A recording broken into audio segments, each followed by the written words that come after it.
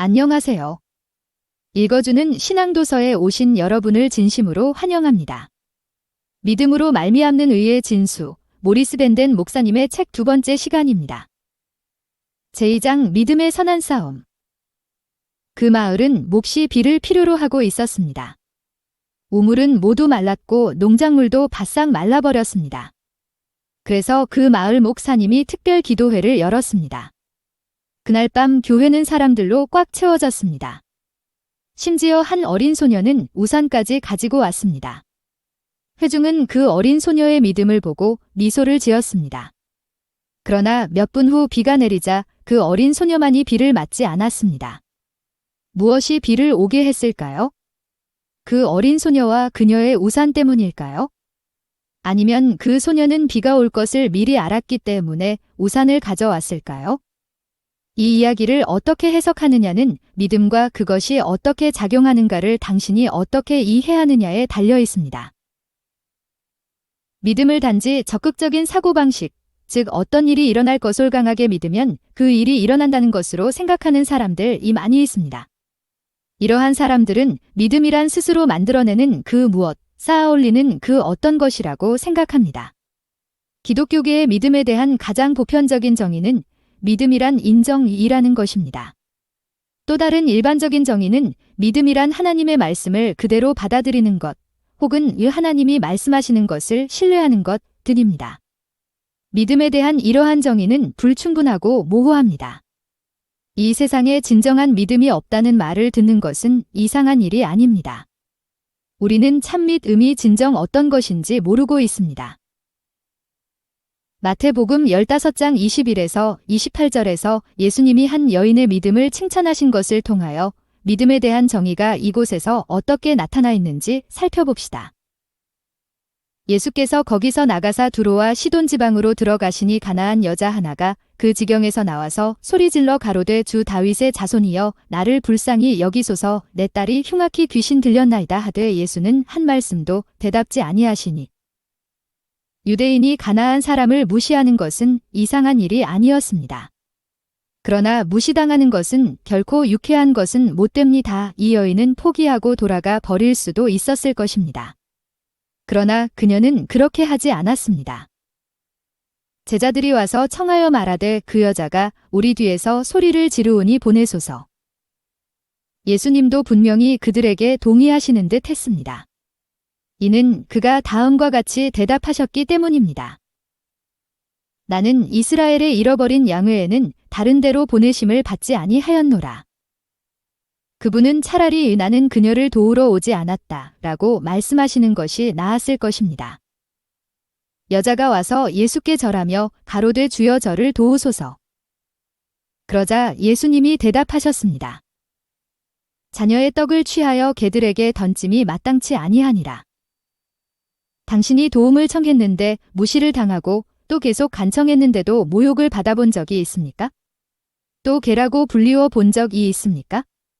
그녀가 예수님이 유개들 이라는 말을 사용하시기까지 줄곧 포기하지 않았던 것은 놀랍게 보입니다. 그러나 그녀는 찾고 있던 통로를 발견했습니다.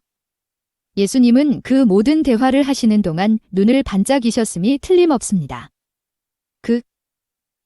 그리고 그 가나안 여인은 그것을 보았음에 틀림없습니다. 왜냐하면 그녀는 주여 올소이다마는 개들도 상에서 떨어지는 부스러기를 먹나이다 라고 대답했기 때문입니다. 다른 말로 하면 만약 제가 개라면 적어도 저는 개의 음식을 먹을 권리가 있지 않습니까? 라는 말입니다. 그러자 예수님이 그녀에게 말씀하셨습니다.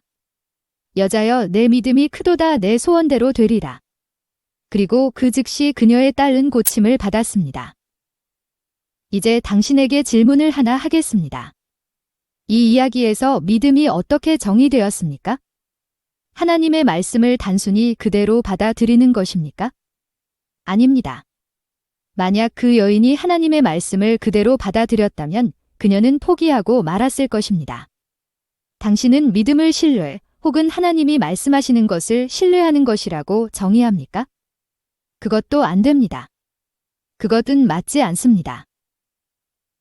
이 여인의 경우에서는 믿음이란 예수님이 말씀하신 것을 신뢰하지 않는 것이었습니다. 믿음은 그분이 말씀하신 것을 그대로 받아들이지 않는 것이었습니다. 믿음에 대한 부적당한 정의들로 말미암아 매우 교묘한 거짓 믿음의 형태가 발전되어 왔습니다. 성공하는 법이란 제목의 녹음 테이프를 들은 적이 있습니다. 35세의 그 강사는 연봉 3만 5천 불의 연금을 받는 조건으로 은퇴했습니다. 그의 주제는 당신이 성공하기 위해서는 당신 자신을 믿고 당신 마음의 신비한 능력을 믿어야 된다는 것이었습니다. 그는 자신의 견해를 뒷받침하기 위해 몇 개의 성경 구절도 인용했습니다. 그리고 성공하는 데 있어서 유일한 장애 요소는 스스로의 능력을 불신하는 것이라고 했습니다. 만약 청취자들이 30일간 그의 계획을 실천한다면 그들은 모든 일에 원하는 대로 성공할 것이라고 약속했습니다. 그의 논리는 그럴듯해 보였지만 나는 아래라는 말씀을 기억할 수밖에 없었습니다. 자기의 마음을 믿는 자는 미련한 자요. 잠언 28장 26절. 거짓 믿음의 공통적인 요소는 그 형태가 어떠하든 상관없이 당신 스스로 무엇인가를 믿을 수 있고 충분히 굳게 믿으면 이것이 하나님을 감동시키게 된다는 사상입니다.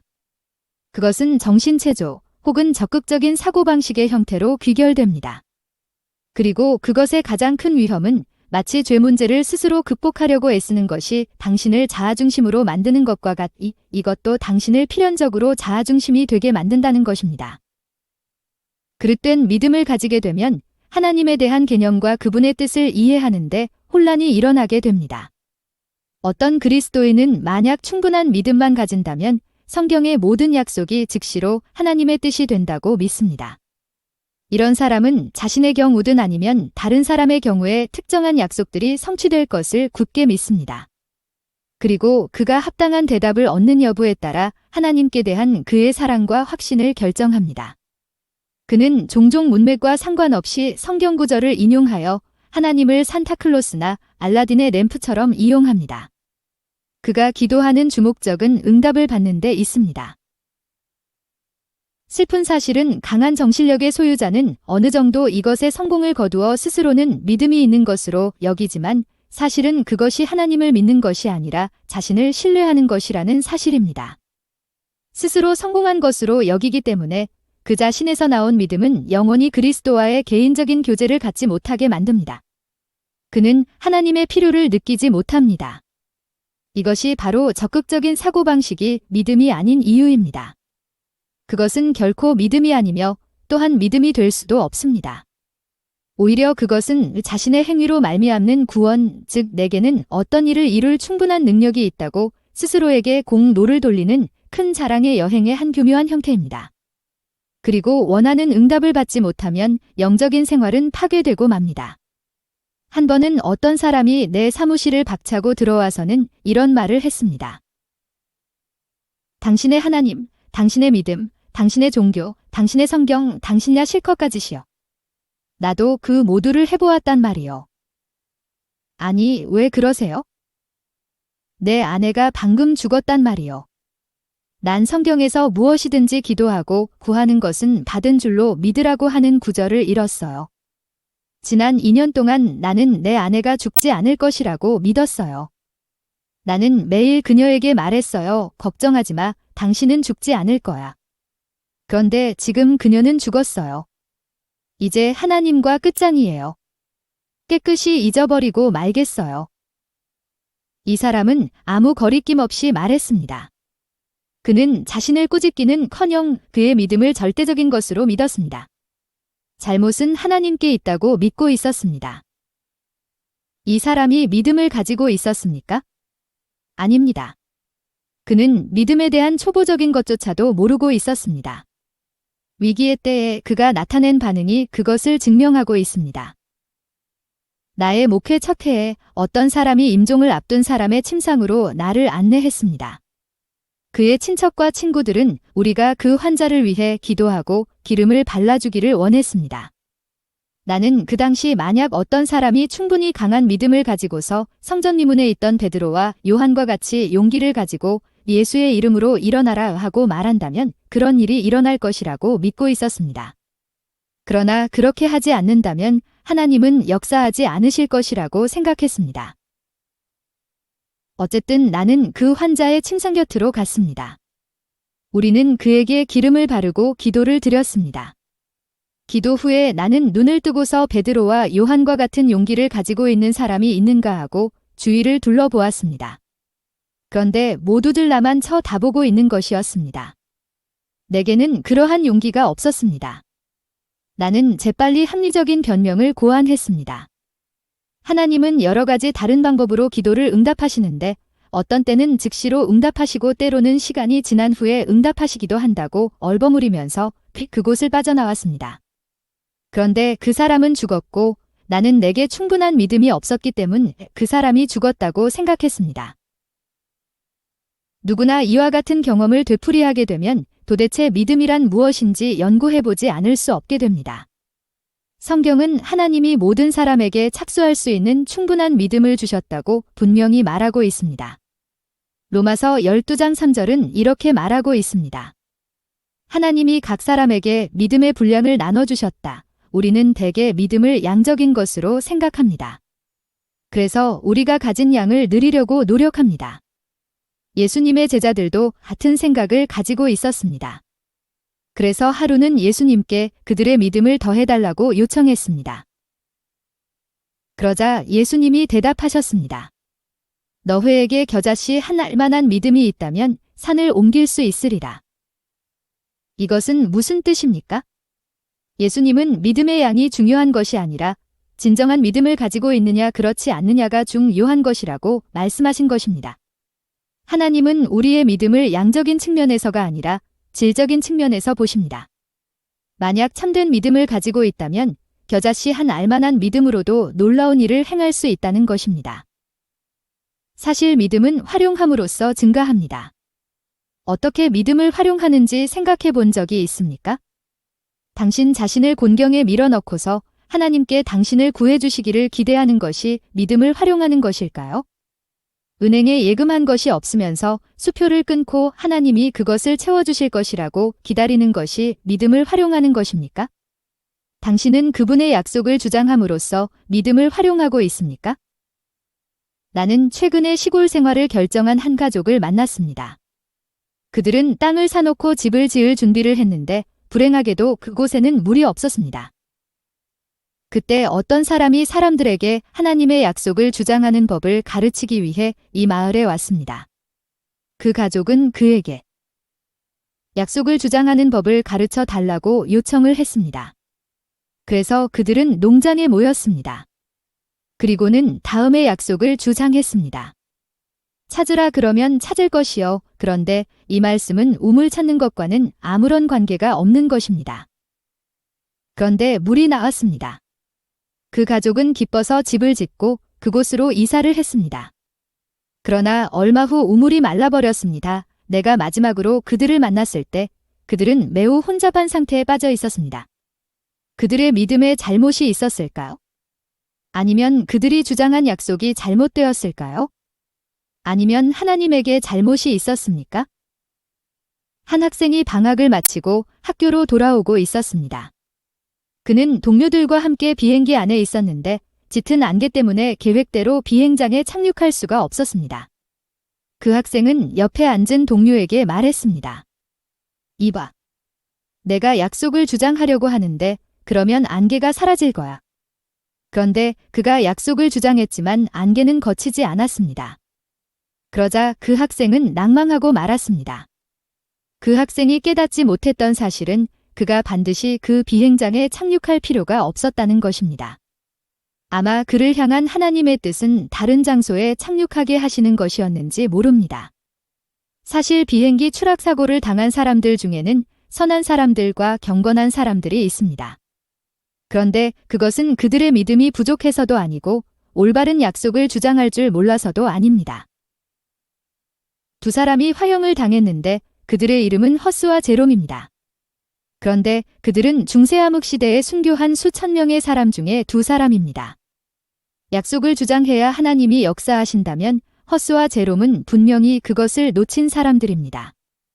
왜냐하면 이사야 43장 2절에는 다음과 같은 아름다운 약속이 있기 때문입니다. 내가 물 가운데로 지날 때에 내가 함께할 것이라. 강을 건널 때에 물이 너를 침몰치 못할 것이며 내가 불 가운데로 행할 때에 타지도 아니할 것이요 불꽃이 너를 사르지도 못하리니. 그러나 우리는 허스와 제롬이 올바른 믿음이 없어서 죽었다고 말할 수는 없습니다.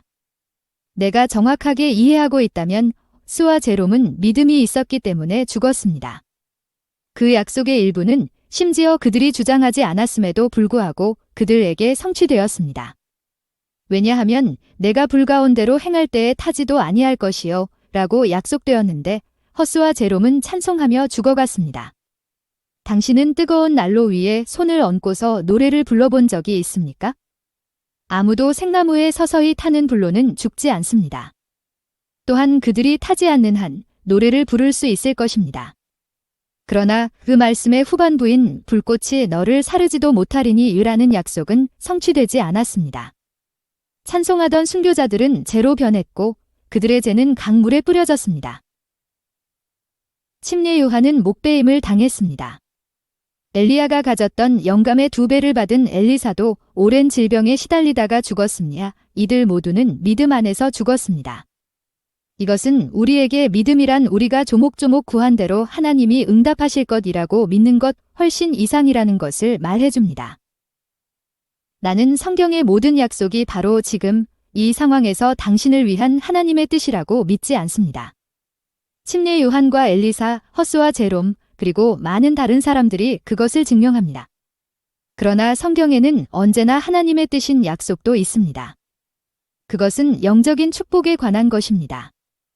우리 죄를 용서해 주시고 우리에게 은혜와 힘을 주시고 그분의 사업을 할 수 있는 능력을 주시는 것은 항상 하나님의 뜻입니다. 이런 약속을 우리는 주장할 수 있습니다. 이런 축복을 우리는 구하고 받을 것을 믿고 받은 것에 대해 감사를 돌릴 수 있습니다.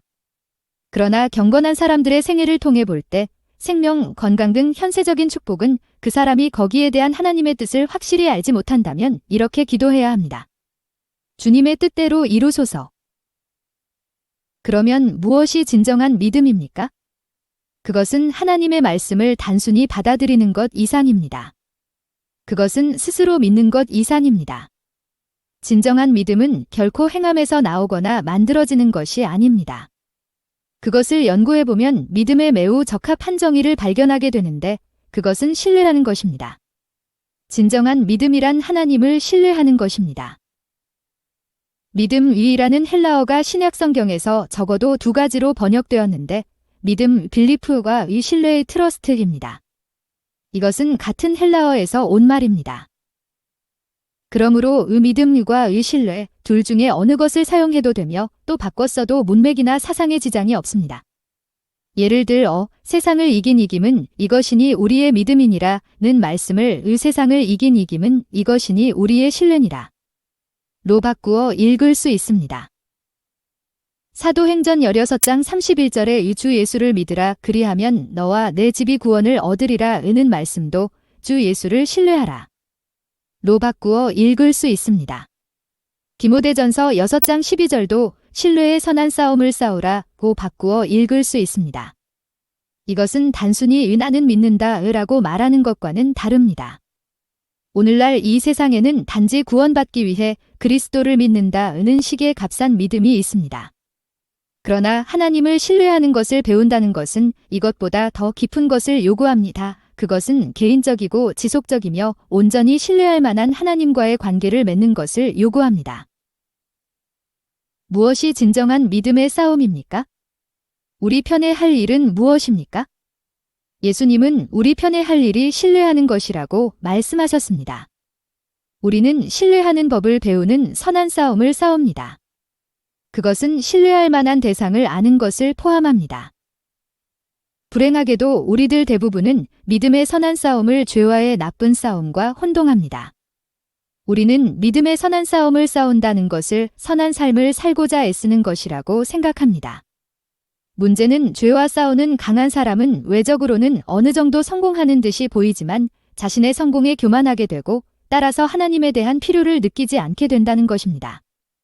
다른 한편으로 죄와 싸움으로써 자신의 생애를 변화시키고자 하는 의지력이 약한 사람은 외적으로 실패한 듯이 보이기 때문에 낙심하고 맙니다. 위의 어느 경우도 믿음의 싸움을 모르고 있는 것입니다.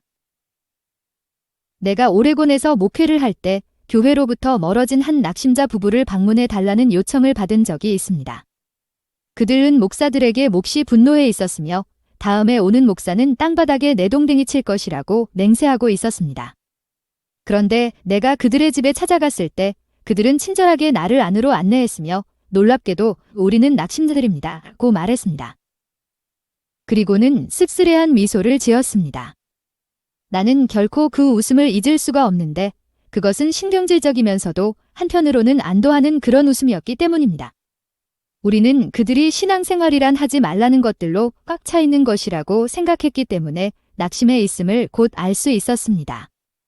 그들은 좋아하는 음식도 먹지 못하고 보기에 좋은 것도 보아서는 안 되며 듣기에 좋은 것도 들어서는 안 되고 재미있는 것도 해서는 안 된다고 생각하고 있었습니다. 그들은 죄와의 나쁜 싸움을 싸우고 있었고 그 과정에서 신앙생활이란 힘들고 어렵고 무미건조한 것이라고 생각하게 된 것입니다. 계명을 지키려는 그들의 모든 노력은 허사로 돌아갔습니다. 사실 그들은 믿음의 선한 싸움을 싸웠어야 했습니다. 그런데 그들이 오직 예수 그리스도를 암으로써 오는 승리의 힘을 깨닫게 되자 그들은 다시 신앙생활에 대단한 흥미를 회복하게 되었습니다. 당신은 죄인이 되기 위해 나쁜 일을 할 필요가 없습니다. 또 나쁜 일을 하지 않는다고 해서 그리스도인이 되는 것도 아닙니다. 우리는 죄된 본성을 타고났기 때문에 죄인이 되기 위해서는 그저 태어나기만 하면 되는 것입니다. 성경은 모든 불의가 죄라고 요한일서 5장 17에 말하고 있으며 의인은 없나니 하나도 없는데 이는 모든 사람이 죄를 범했기 때문이라고 로마서 3장에서 말하고 있습니다. 다른 사람보다 나쁜 일을 덜하는 사람이라 할지라도 패배의 고통을 경험하는 연약한 그리스도인보다 더 나은 것이 아닙니다. 그러면 진정한 믿음을 갖기 위해 어떤 노력을 해야 할까요? 어떤 사람은 믿음을 갖기 위해 노력해야 한다고 생각합니다. 그러나 나는 당신에게 사과나무가 사과 열매를 맺는 것은 그것이 사과나무이기 때문이지 사과나무가 되기 위해 과 열매를 맺는 것은 아니라는 것을 상기시켜주고 싶습니다. 만약 당신이 사과를 얻기 원한다면 사과나무를 가지면 되는 것입니다. 그러므로 진정한 믿음을 갖기 원한다면 믿음을 생기게 하는 것이 무엇일까에 주의를 돌려야 합니다. 물론 이것은 단순한 접근처럼 보이지만 사실입니다. 사과나무 없이 사과를 얻고자 하는 것은 아무 소용이 없습니다. 밀, 납이나 플라스틱으로 만든 사과는 겉으로는 그럴듯하게 보이지만 진짜 사과의 맛은 결코 낼 수 없습니다. 나는 유치원에서 모조품 케이크를 갖다 놓고 생일 축하를 부르며 생일을 축하했던 일을 기억합니다. 우리는 그 케이크를 결코 자르지 않았습니다. 그 모조품 케이크들 가운데 어떤 것은 10년 정도 사용했기 때문에 회반죽이나 밀랍이 떨어져 보기가 흉했습니다. 하지만 어떤 것은 먹고 싶을 만큼 좋아 보였습니다. 나는 수업이 다 끝나도록 그 먹음직스러운 케이크를 자르지 않았을 때 크게 실망했던 것을 기억합니다. 모조품은 항상 실망을 가져다 줍니다. 믿음의 모조품도 마찬가지입니다. 비록 처음에는 자아를 우쭐하게 해줄지 모르지만 결국 큰 실망만 안겨줍니다. 믿음을 갖기 원한다면 그것을 만들어내기 위해 애쓸 필요가 없습니다. 왜 그렇습니까? 진정한 그리스도인은 예수님을 알기 때문에 믿음을 가지고 있는 것입니다. 진정한 믿음은 스스로 만들 수 있는 것이 아니라 하나님과의 교제에서 저절로 생겨나는 것입니다. 누군가를 믿는 데는 적어도 두 가지 조건이 있습니다. 첫째, 전적으로 신뢰할 만한 대상을 찾아야 하고, 둘째, 사람에 대해 알아야 합니다. 비록 어떤 사람이 신뢰할 만하다 할지라도 사람에 대해 모르면 그를 신뢰할 수 없습니다. 그 반대도 역시 마찬가지입니다. 비록 어떤 사람이 절대적으로 믿을 수 없는 사람일지라도 그 사람을 알기 전까지는 그를 불신하지 않습니다. 당신은 어떤 사람이 자기 아들을 사다리에 올려놓고 뛰어내리라고 했던 이야기를 들어보았을 것입니다. 그 아이가 뛰어내릴 때 아버지가 뒤로 물러나 그 아이로 얼굴을 다치게 했다고 합시다. 그때 아버지가 말했습니다. 봐라, 이 일은 앞으로는 결코 아무도 믿지 말라는 것을 내게 가르쳐 주었을 것이다. 이것이 우리가 사는 세상의 모습입니다. 전하는 이야기에 따르면 미국 초기 건국시대에는 어떤 사람이나 그 상대가 믿을 만한 사람이 못 된다고 확실히 증명될 때까지는 그를 믿었다고 합니다. 그 당시 만약 당신이 누구에게 빚을 졌다면 당신은 그 돈을 봉투에 넣어 당신의 집 대문에 매달아 놓고 휴가 여행을 떠날 수 있습니다. 왜냐하면 그 돈을 빌려준 사람 외에는 아무도 그 봉투에 손을 대지 않기 때문입니다. 일주일이나 그 후에라도 돌아오면 여전히 그 돈을 발견할 수 있습니다. 그러나 오늘날 우리는 상대가 믿을 만한 사람이라는 것이 판명될 때까지 불신하는 시대에 살고 있습니다. 진리의 말씀은 하나님은 절대적으로 신뢰할 만한 분이라고 말합니다. 비록 그것이 하나님에 관한 진리임에도 불구하고 어떤 사람은 이것을 믿지 않습니다. 그들이 믿지 않는 유일한 이유는 그들이 그분을 모르기 때문입니다. 누구든지 하나님을 간과해버리는 사람은 그가 하나님을 모른다는 사실을 선전하고 있는 것입니다. 왜냐하면 하나님을 아는 것은 그분을 신뢰하는 것이기 때문입니다. 만약 당신이 절대적으로 신뢰할 만한 사람을 알게 된다면 당신은 자동적으로 그리고 자연스럽게 그를 신뢰하게 될 것입니다. 이것은 자연스러운 것이므로 그것을 위해 애쓸 필요가 없습니다. 하나님을 신뢰하는 것은 우리가 그분을 알 때 일어나는 첫 번째 일이므로 그것을 위해 애쓰지 않아도 됩니다. 진정한 믿음을 가진 사람은 어떤 일이 있어도 하나님을 신뢰합니다. 믿음이란 모든 일이 순탄할 때뿐만 아니라 재난이 닥쳐와도 그분을 신뢰하는 것입니다. 진정한 믿음은 비행기가 추락하거나 우물이 마르거나 생명이 있을 때나 목숨을 잃을 때나 하나님을 신뢰하는 것입니다. 따라서 편의주의적인 그리스도인 사상, 즉 기대하는 대로 기도가 응답되는지 안 되는지에 따라 믿음이 달라지는 신앙은 마귀가 만들어낸 믿음의 모조품입니다. 진정한 믿음은 그 자체가 목적이 아닙니다. 그것은 그것을 찾는 사람에게 생기는 것이 아니라 오직 예수님을 찾는 남에게 주어집니다. 믿음에는 항상 대상이 있습니다. 그러나 믿음 자체가 목적이 되면 그것은 우리를 멸망으로 인도할 것입니다. 진정한 믿음은 오직 하나님을 일대일로서 인격대인격의 관계로서 알 때에 그 결과로 생기는 것입니다. 이것은 교제를 통하여 다른 사람을 알게 되는 것과 마찬가지입니다. 우리는 말하고 이야기를 듣고 같은 장소에 가고 어떤 일을 함께함으로써 다른 사람과 교제를 나누게 됩니다. 그리스도인 생활에서도 기도로서 하나님께 말씀드릴 수 있습니다. 또한 성경을 읽음으로써 그분의 말씀을 들을 수 있습니다. 봉사하는 일과 전도 활동에 참여함으로써 그분과 동행하며 같은 장소에 가고 같은 일을 할 수 있습니다. 하나님과 친숙해지는 방법을 알 때 활기찬 신앙생활을 할 수 있게 됩니다. 그리고 하루하루 하나님과 의미 있는 관계를 맺음으로써 자연스럽게 그분을 신뢰하는 법을 배우게 됩니다. 이것이 최고의 의미에서 믿음이요. 신뢰입니다. 믿음 혹은 신뢰는 하나님이 주시는 선물입니다. 에베소서 2장 8절은 말합니다. 너희가 그 은혜를 인하여 믿음으로 말미암아 구원을 얻었나니 이것이 너희에게서 난 것이 아니요 하나님의 선물이라. 선물을 받을 수 있는 유일한 방법은 선물을 주고자 하는 사람 앞으로 나아가는 것입니다. 당신은 어떻게 이 신뢰의 선물을 받기 위해 하나님의 임재 앞으로 나아갈 수 있습니까? 그분의 열려진 말씀 앞에 무릎을 꿇으면 됩니다. 기도의 주요한 목적은 무엇을 받기 위한 것이 아니라 하나님과 친분을 나누고 교제하는 데 있습니다. 그리스도인 증거의 주요한 목적도 당신이 받은 모든 응답을 다시 늘어놓는 것이 아니라 하나님의 사랑에 대해 이야기하는 것입니다. 믿음의 선한 싸움이란 무엇입니까? 그것은 하나님이 이미 주신 믿음의 분량을 취하여 롬 12:3 예수님을 아는 것을 배우며 매일 하나님과 개인적으로 친숙해지는데 그것을 사용함으로 그 결과로서 자연스럽게 그분을 신뢰할 수 있게 되는 것입니다. 나는 결코 믿음을 얻기 위해 싸우지 않고 하나님 알기를 배우기 위해 싸웁니다. 그런데 당신이 하나님 알기를 배우게 되면 구원에 이르는 하나님의 능력을 받게 될 것을 마귀가 알고 있기 때문에 하나님과의 매일의 교제를 지속시키는 데는 노력이 요구됩니다. 그래서 사단은 당신이 하나님과 시간을 보내는 것을 방해하기 위해 그가 할 수 있는 모든 것을 행합니다. 나는 당신이 하나님을 개인적으로 아는 일에 노력을 기울일 것을 호소합니다. 당신이 그분과 친숙해지면 그분이 주시는 믿음의 선물은 저절로 받게 될 것입니다. 크신 우주의 하나님과 친숙해지고 신뢰할 수 있는 그 하나님 알기를 배울 수 있다는 것은 얼마나 놀라운 특권입니까? 바로 오늘부터 하나님을 당신의 개인의 친구로 사귀게 되기를 바랍니다. 하늘에 계신 사랑의 아버지, 그리스도인의 삶이 이렇게 단순하다는 것을 알게 하시니 감사합니다. 참된 믿음을 갖고자 시도했던 모든 그릇된 방법과 생각들을 용서해 주옵소서. 당신의 능력과 은혜 외에 다른 어떤 것을 의지하려는 것에서 우리를 건져주시고 당신을 개인적으로 알 수 있도록 가르쳐 주셔서 예수님에 대한 진정한 믿음을 갖도록 도와주옵소서.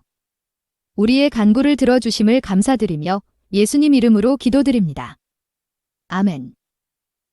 믿음의 선한 싸움이 무엇인지 이해하셨나요? 제3장에서는 그리스도를 찾는 법이라는 제목으로 이어지겠습니다.